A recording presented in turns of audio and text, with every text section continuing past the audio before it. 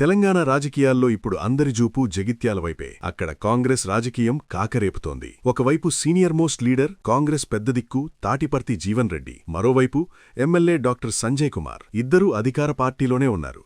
కాని ఇద్దరూ ఎప్పుడూ కత్తులు దూసుకునే ఉంటారు. ఈ తరుణంలో సీఎం రేవంత్ రెడ్డి ఎవరికి జై కొడతారు, ఎవర్ని దగ్గరికి తీస్తారు అనేది ఇప్పుడు $1,000,000 ప్రశ్నగా మారింది. జగిత్యాలగడ్డపై రేవంత్ వ్యూహమేంటి ఈ వీడియోలో క్లియర్గా తెలుసుకుందాం. జీవన్ రెడ్డి అంటేనే జగిత్యాల కాంగ్రెస్కు బ్రాండ్ అంబాసిడర్. దశాబ్దాలుగా పార్టీని నమ్ముకుని ఉన్న నాయకుడు. కానీ డాక్టర్ సంజయ్ కుమార్ పార్టీలోకి వచ్చినప్పట్నుంచి జీవన్ రెడ్డి గారికి ప్రాధాన్యత తగ్గిందనేది ఆయన వర్గం ఆరోపణ. తనను సంప్రదించకుండానే సంజయ్ని చేర్చుకున్నారన్న కోపం జీవన్ రెడ్డిలో ఇప్పటికీ ఉంది.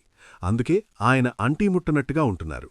సీఎం రేవంత్ రెడ్డి గారు జీవన్ రెడ్డి సీనియారిటీని గౌరవిస్తారా, లేక రాజకీయ అవసరాల కోసం ఆయన్ని బుజ్జగిస్తారా అనేది చూడాలి. ఇక మరోవైపు డాక్టర్ సంజయ్ కుమార్ సిట్టింగ్ ఎమ్మెల్యేగా తన పవర్ చూపిస్తున్నారు. అభివృద్ధి పనుల్లో నియోజకవర్గంలో తన మార్క్ చూపించుకునే ప్రయత్నం చేస్తున్నారు. రేవంత్ రెడ్డికి సన్నిహితంగా ఉంటూ జగిత్యాలలో తానే సుప్రీమనిపించుకునేలా పావులు కదుపుతున్నారు. సీఎం పర్యటనలో గాని పార్టీ ప్రోగ్రామ్స్లో గాని సంజయ్ కుమార్ డామినేషన్ క్లియర్గా కనిపిస్తోంది. మరి ఈ జోరుకు సీఎం రేవంత్ గ్రీన్ సిగ్నల్ ఇచ్చినట్టేనా? పాతకాపును కాదని కొత్త నేతకు పట్టం కడతారా? అసలు ట్విస్ట్ ఎక్కడే ఉంది. రేవంత్ రెడ్డికి ఇద్దరూ ముఖ్యమే. రాబోయే ఎలక్షన్స్ దృష్టిలో పెట్టుకుని ఎవర్నీ దూరం చేసుకోలేరు. అందుకే జగిత్యాల విషయంలో ఆచితూచి అడుగులేస్తున్నారు. కాని గ్రౌండ్ లెవెల్లో మాత్రం ఏదో ఒక వర్గానికి క్లారిటీ ఇవ్వాల్సిన సమయం ఆసన్నమైంది.